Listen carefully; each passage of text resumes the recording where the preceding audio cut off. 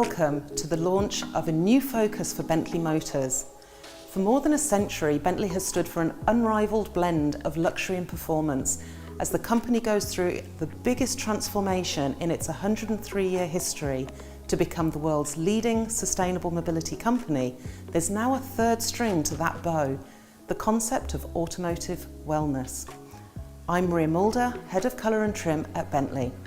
Over the next few minutes, and with the help of some colleagues, I'm going to introduce you to the new Bentley Azure range, a new specification of Bentley available across the model range that is centred on our new mantra of well-being behind the wheel. We've already unveiled the pinnacle car in the Azure range, the new Bentayga extended wheelbase. This fifth model line for Bentley is our new flagship, a stretched SUV with new levels of onboard comfort and wellness, yet retaining the performance and driving dynamics of the Bentayga. More on that a little later. Before that, let's focus more on our concept of well-being behind the wheel. For the development of Azure, we commissioned a suite of research that defined the factors that affect our wellness when we're on the road, as a driver or a passenger. To talk us through this research, I'm delighted to be joined by our lead neuroscientist, Catherine Templer-Lewis. Could you tell us a little bit about your work? So I work in neuroaesthetics, which is the neuroscience of the aesthetic experience. And by that I mean how everything around us, from what we sort of touch to what we can hear and see, impacts our brain and our body. And so ultimately, our well-being. And we need it more than ever right now, because we know that stress is at an all-time high. About 43% of us feel daily stress, and that impacts both our mental and physical health. And I was very lucky, I had the pleasure of driving one of the Bentleys, the Bentayga S. And like every Bentley, the minute you step into it, you have this incredible sense of not just sort of comfort and relaxation, but sort of energy as well. And that's a feeling that lasts the whole day. We really consider all of the different surfaces, what material will be on there, so that both the passenger and the driver have that sensory experience. All these elements are so important, and it's such a wonderful thing to see them come to life in the car. I've brought some samples here today to just really evidence this concept. I've got this beautiful crown cut open pore veneer. What you can see is the true detail in its character and the real sense of it being an authentic material. Another sample I have here is the 100% wool. It's the Wilton woven, and this has got such a depth to it and such a depth of quality that really it feels like it comes from your own home. You do in the car get this feeling of being completely cocooned. It's so sort of safe and secure. That's amazing. Absolutely. And with the range of colours that we have, we can then create and really personalise for each customer that sense of light and dark. So that level of personalisation with piping, with stitching, hand cross stitching as well. And even if a customer wanted to have something that little bit more special, we even offer things like open pore stone veneers. So this is a natural stone, and again you get this, when you touch it, you get the sense of its texture and its authenticity. These are the things that we love to create for the customer. When we study brains and what happens in the brain, how you know that the reaction to this is really visceral. We know that combination of pleasing sort of colours and shapes and forms, they do all sorts of things like increase dopamine in the brain, which makes you feel sort of more at ease and more motivated. It affects the limbic part of the brain, which is the seat of emotion. Even things like these sort of details, this beautiful diamond sort of repeating symmetrical pattern here, we know that when our eyes scan patterns like that, we produce alpha waves, which is this brainwave associated with sort of relaxation, creativity, flow states. Even things like the touch, we're very visually dominated, but touch is so important. We know that when we feel these sort of beautiful, soft materials, we feel very comforted. And at the same time, these sort of hard materials like this gives this wonderful sense of sort of grounding and strength. So every aspect inside the car is just laddering up to that incredible sort of feeling of well-being. Maria, thank you. It's been such a pleasure to explore some of the incredible creative and visual aspects. Thank you. So now we're going to go and meet Andy Jackson, who's the acoustics engineer at Bentley.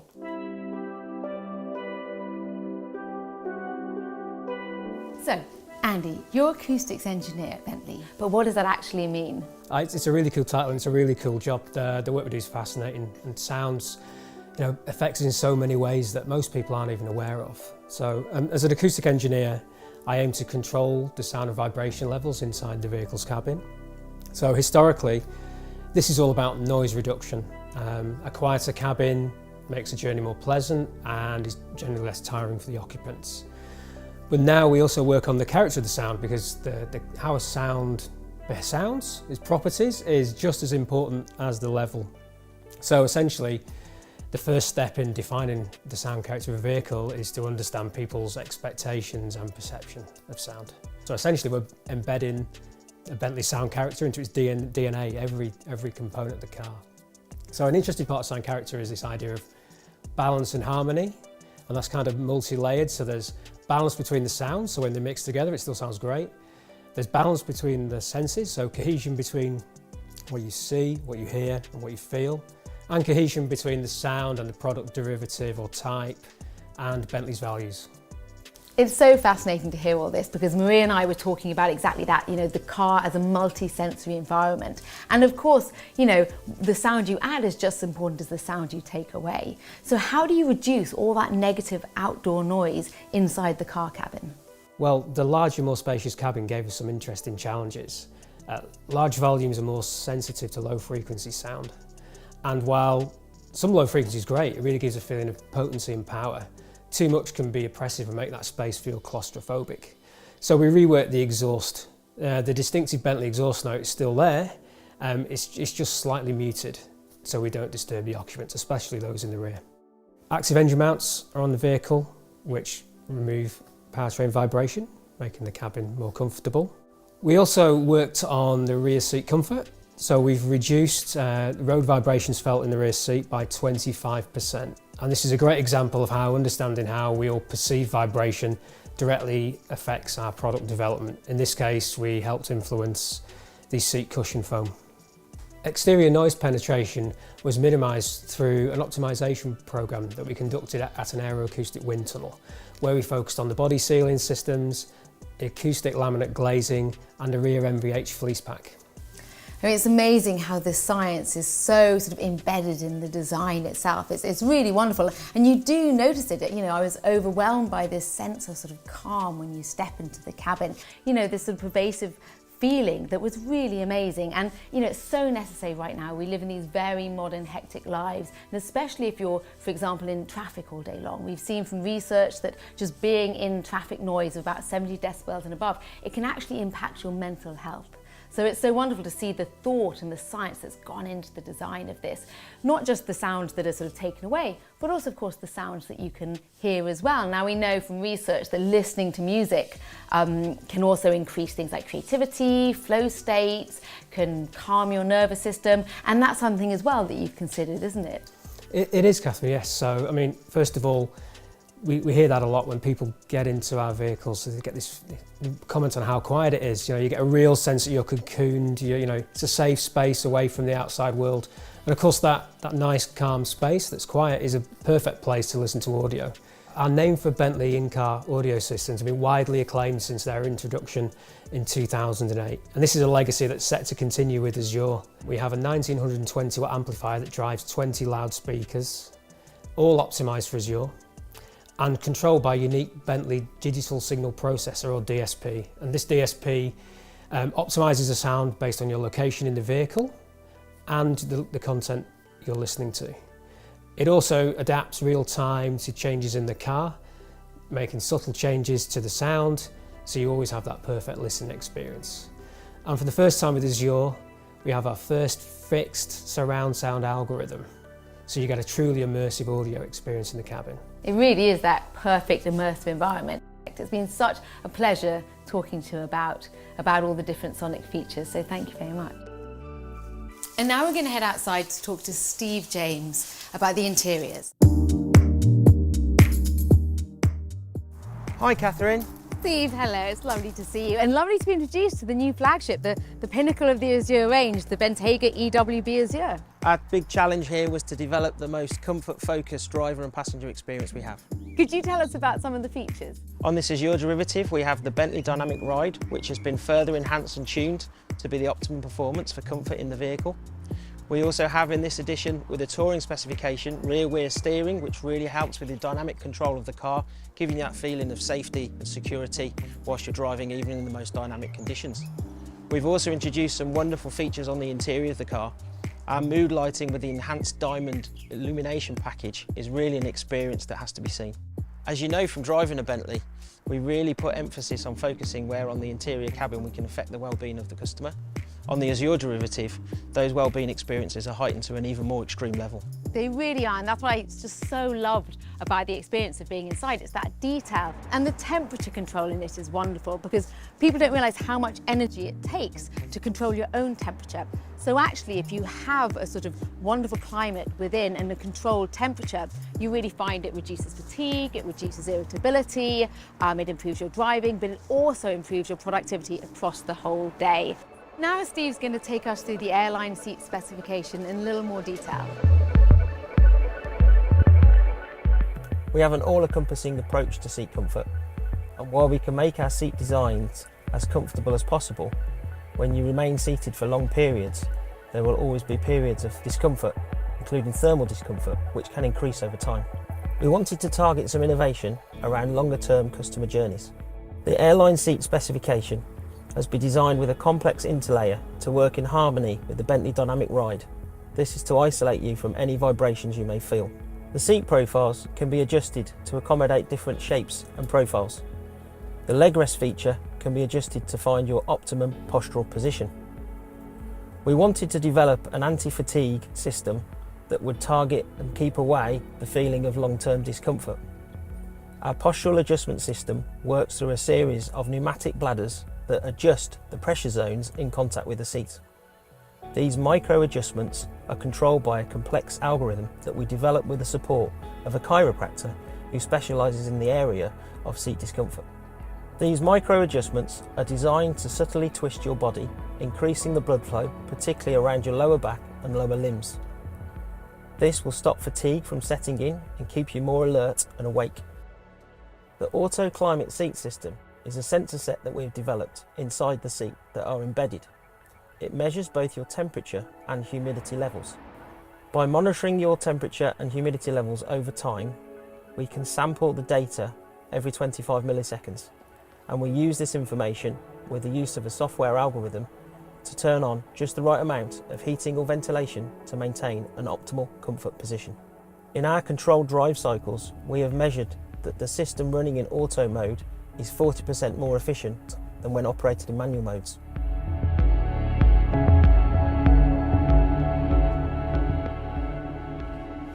When ordering a Bentley, customers will now be able to choose what's most important to them, a focus on driving performance or onboard wellness. Every Bentley will do both, but the balance between the two will be the customer's choice. Azure will be available across the entire model range. We'll be offering two different axes of specification, driving performance on one and wellness on the other, with the incredible products from Bentley Mulliner crowning both. More on that very soon. Until then, thank you very much for joining us.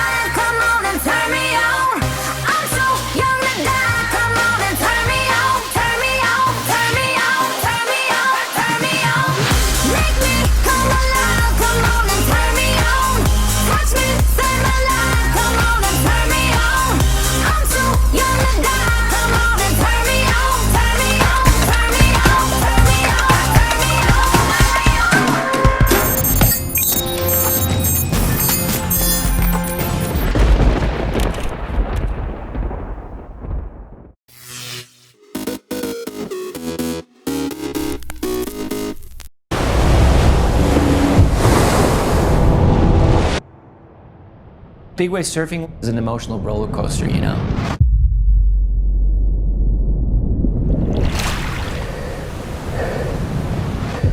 There's a duality of feeling. One side of you just wants to turn around and go back to shore, but the other side is like, holy shit, like, I want to ride these waves.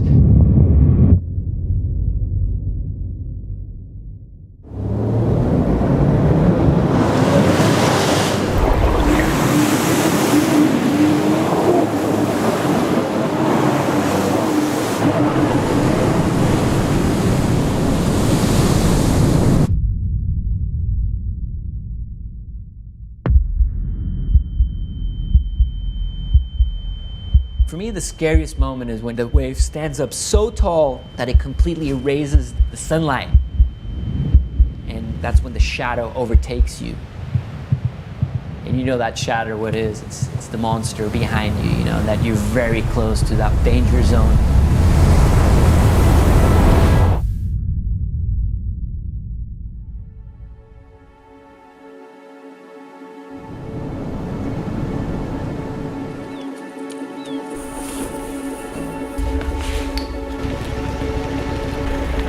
I started surfing when I was 9 years old. It was like an obsession, my first really big obsession. There was no such thing as pro surfing in Portugal back then. There was no Nazaré, that's for sure. I mean, there was Nazaré, but no one surfed it.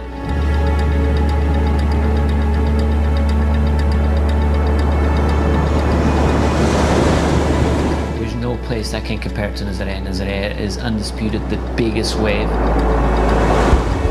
I remember in 2004 when I was 14 years old and Ross Clark-Jones and all the great big wave surfers in the world, they want to come to surf Nazaré, and they got here and they turned their backs. They're like, oh shit, this, like, we're not ready for this. I think technology wasn't ready for that at the time. The jet skis weren't powerful enough. The live fests weren't there yet.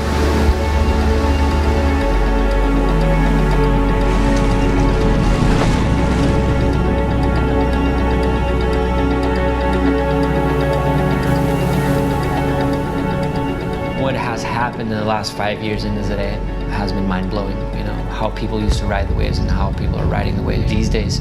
It's just a huge difference. Everyone just stepping up their game, getting better and better. Waves are getting bigger and bigger.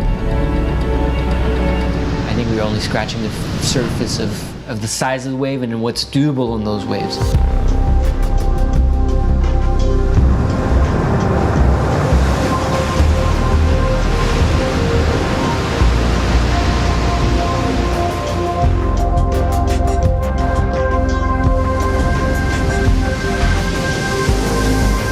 But nature always has a superior hand, and it's a motherfucking strong one.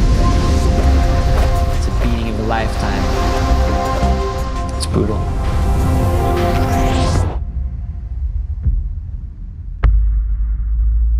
All of a sudden, you're upside down,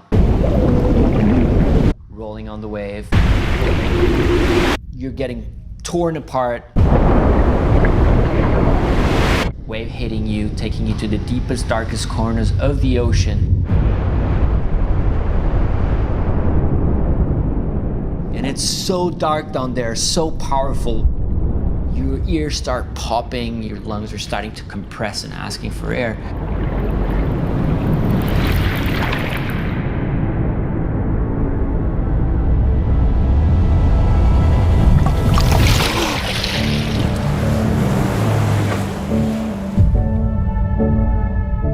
We're absolutely nuts by surfing these waves, and we all have death wish, but that's not the truth. You know, we want to ride the biggest waves, but we also want to make it safe to our friends and family.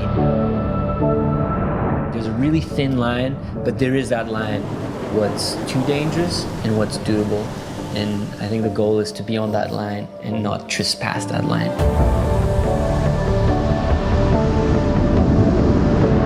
We all know that, you know, it's a dangerous sport. There's been a lot of accidents. I don't even tell my parents that I'm going out at Nazaré. My girlfriend, my friends, there's always a word of like, hey, be careful, you know? That's the kind of words I don't want to hear, you know? Like, I don't want to be confronted with the risk. I don't want to die, you know? I don't I don't have that desire. I want to live a good, solid life and tell the story at the end of it, you know.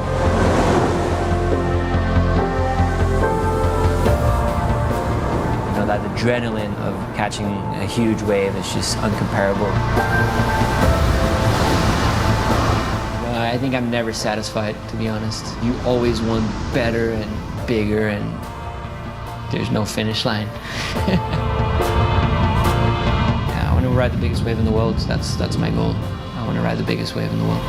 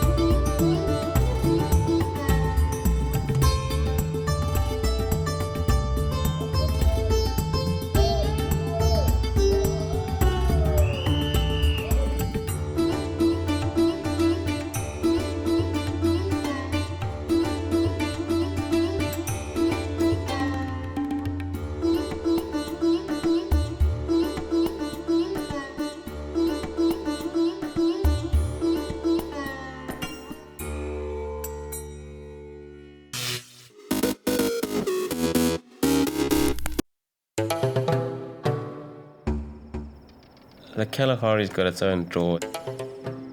It's vast and it's forever. You've just got to get into those sand dunes on your own, and there you're going to find a lot of solitude. It can seem like a place of massive emptiness, but you suddenly find 5, 6 different animal tracks right there. There's this huge amount of life, and when I'm on a filming project, I really like to try and live like the animals do so that I can experience the hardships that they're going through. I want to see wildlife in a totally different context, and that's really, I suppose, what draws me to the Kalahari. It's the the vastness and the openness. I really enjoy being able to see these massive distances. Those are great images and things that stick with you.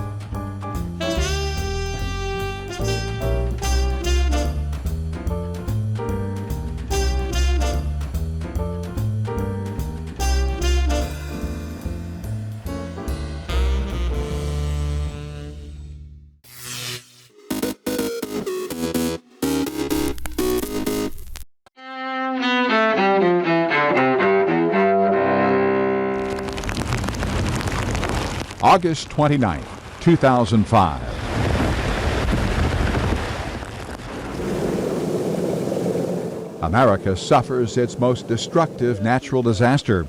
Hurricane Katrina, a Category 3 storm, blows ashore in southeast Louisiana, forcing hundreds of thousands to evacuate. Katrina kills 1,800 people across the Gulf Coast, destroying or severely damaging homes from Alabama and Mississippi to New Orleans. 80% of the Big Easy is swamped when the city's levees break after the storm strikes. Hundreds of thousands of residents and about 1 million others in surrounding areas are forced to flee. But Katrina's howling winds also drive thousands to the Superdome and to the New Orleans Convention Center for shelter. Most of them, the poorest of the poor, unwilling or unable to heed the evacuation orders. Looting and violence later break out in the city, where the initial sluggish response to Katrina only adds to the misery. We could go and help in Sadami, but we can't help our own people. We've been sleeping in the street for 5 days and nights. Government officials, federal, state, and local, all face sharp criticism for their handling of the catastrophe. From President Bush and Federal Emergency Management Agency Chief Michael Brown to Louisiana Governor Kathleen Blanco and New Orleans Mayor Ray Nagin. Despite some progress in rebuilding after Katrina, recovery for New Orleans and the Gulf Coast remains a long, hard road, while debate over the disaster goes on. Today in History, August 29th. Ross Simpson, The Associated Press.